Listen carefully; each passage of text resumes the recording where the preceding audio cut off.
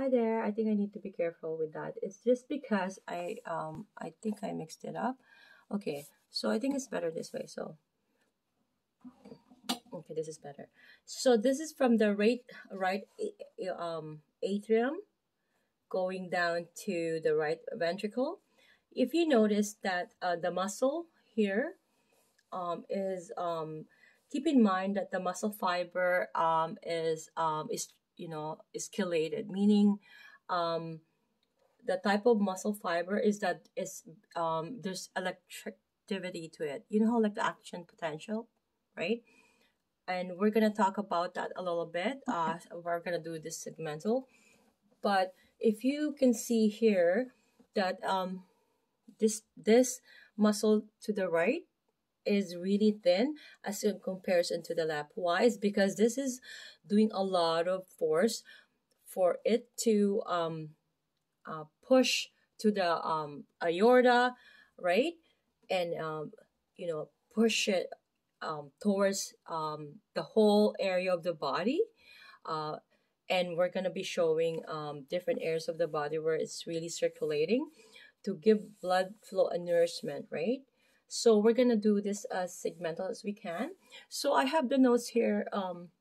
It says interior anatomy of the heart. So atrioventricular coronary, this is the sulcus, right? The band of fibrous connective tissue. So this one here is the coronary artery. So it's called atrioventricular coronary because it it separates the atrium versus the ventricle. Okay, because of the I hope that you guys know your anatomy and then the chambers of the heart. Okay, so wall of heart is endocardium. It is made of the simple squamous epithelial fibers, and then the myocardium, and those are our cardiac muscles. Okay, so I have that in the notes there. I hope that you guys can read that. And then I made some notes here about oh, I don't think it's possible to read it. I don't know. Okay. So function of the atria is receiving chamber, right? And then for the ventricles, it's the ejecting chambers. Okay. For right atrium, it receives blood from the superior vena cava. I put that as SBC, and IVC I put it, that's abbreviation for inferior vena cava. I don't have a proper seat here. And then the coronary sinuses, okay? And also the atrium also by the atrioventricular or AV tricuspid valve. It consists of three endocardial fields reinforced with dense fibrous connective tissue. It also prevents the backflow, regurgitation of blood from the right ventricle. Okay, so that's more so of what that tricuspid valve, the one I talked to you about, right? The tricuspid valve is where it's located here. Okay. Okay, it's also called the right AV valve because why is it? Just put this.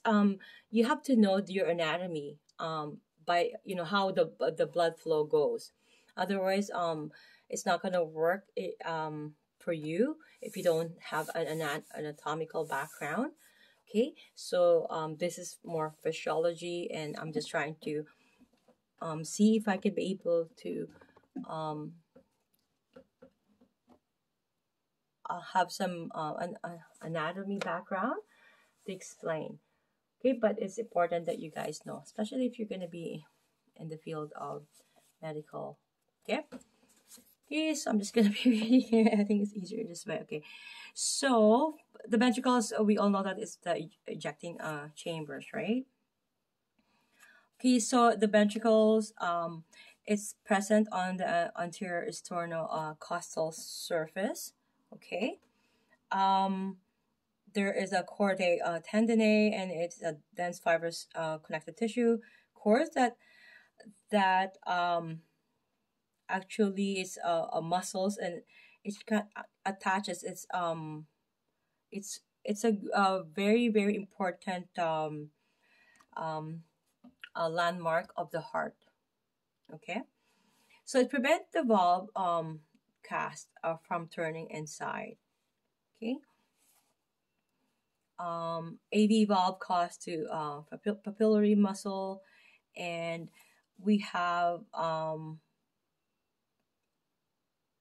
ejects blood into the pulmonary aorta, arterial artery, or the trunk, and the pulmonary valve, right?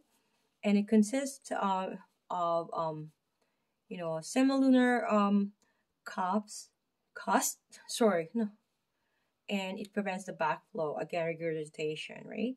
And then the I think, okay, let me just, I'm not gonna look at my notes. Okay, if you were to think about it, so again, right, it's better if I'm not reading it. So it goes from the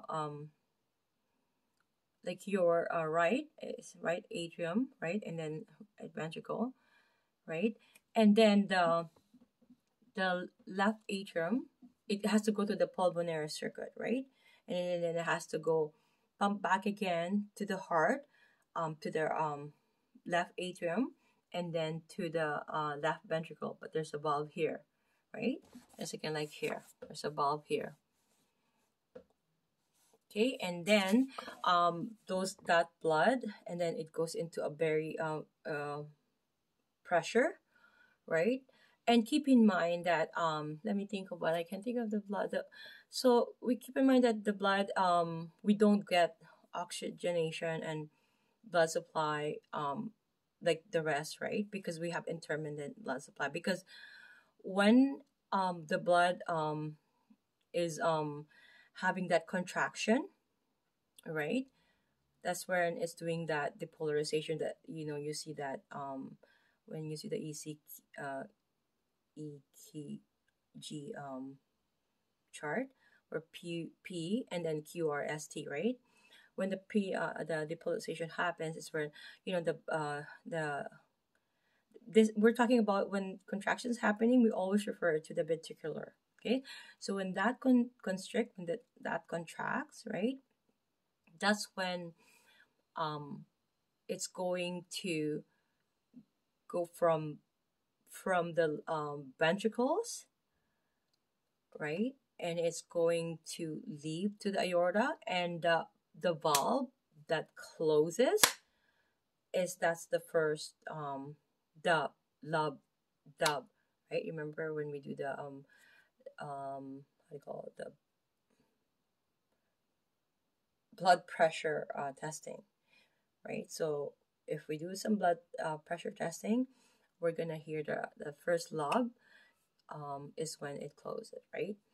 And then it's going to again refill. It's going to do the refilling phase back to the,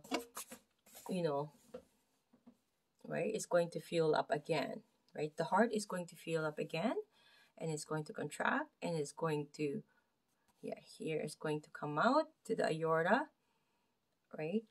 So that's usually going to have a circuit of an exchange in the capillary, and then it's going to the vein, going back to the heart. Okay, I'm going to be showing you